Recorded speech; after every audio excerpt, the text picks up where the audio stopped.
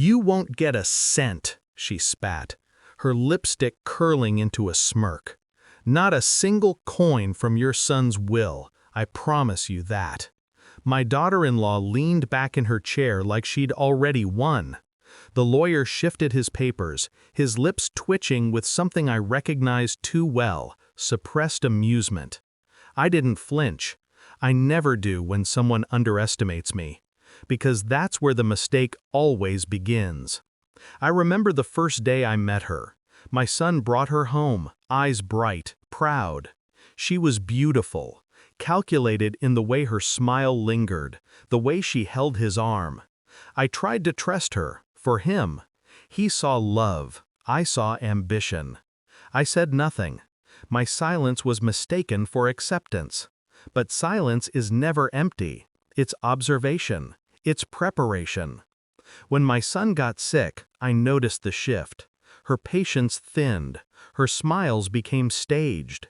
She hovered not by his bedside, but by his bank statements. One night, while refilling his water, I heard her on the phone in the kitchen. Her voice was sharp, impatient. "Yes, when he's gone, I'll have the house, the cars, everything.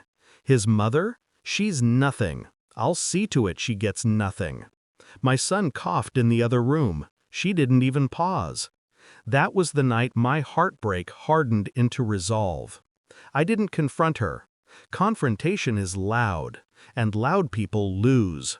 Instead, I visited the lawyer, quietly. I told him everything. I asked questions she never imagined I'd think to ask. I brought receipts, medical records, my son's handwritten notes, and together, my son and I drafted something she could never erase. He didn't tell her. Neither did I. The funeral came too soon. My son, my only boy, lowered into the ground while she dabbed her eyes with a designer handkerchief. Her performance fooled most, but not me.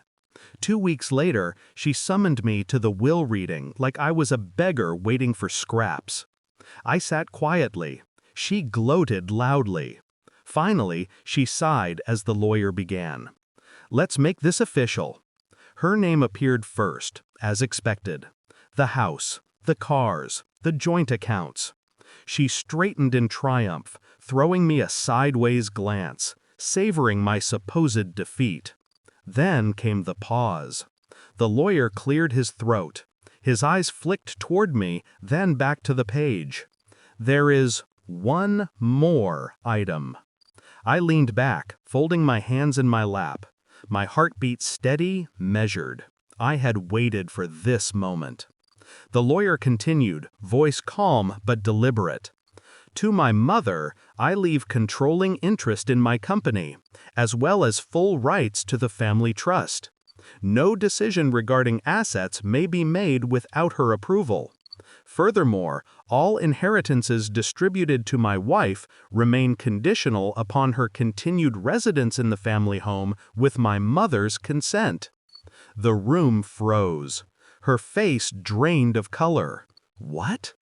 The lawyer adjusted his glasses. "In short, your inheritance is subject to her authority. Should she choose to remove you, the assets revert to the trust." The silence was exquisite.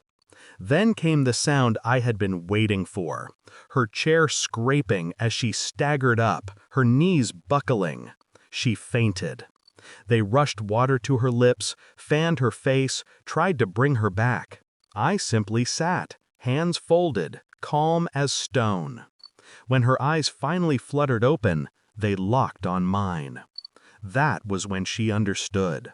My son had loved her, but he had also trusted me. Trusted me to protect what mattered, and I had. She tried to argue, of course, tried to demand a recount, a clause, an escape hatch, but the will was airtight. My son and I had seen to that together, word by careful word. Her hands shook as she signed the acknowledgement papers. Every stroke of the pen was another chain tightening around her. And me? I didn't need to raise my voice. The law had already spoken for me. By the end of the week, She was a ghost in that house. No more smug commands, no more mocking smiles. She avoided me in the halls, eyes down, lips pressed shut. Because she knew one thing: with a single word, I could end her comfort, her lifestyle, her entire illusion of control. The power she thought she held now sat in my hands. Do I feel guilty? No. I lost my son. That grief will never fade. But I will not lose my dignity to a vulture who saw his death as her fortune. She wanted me thrown out. Instead, I became the one person she can never escape. My revenge was not loud. It was written in ink, sealed by law, delivered with silence. She fainted because in that moment, she realized the truth. She hadn't won. She had never been winning. She was living on borrowed ground, and I was the landlord. Now, when I walk through the house, I don't hear her footsteps trailing behind me. I hear my son's voice, steady and sure, whispering from that document he left behind. I trust you, Mother. Protect what matters. And I did. Not with screams, not with vengeance shouted into the air, but with patience.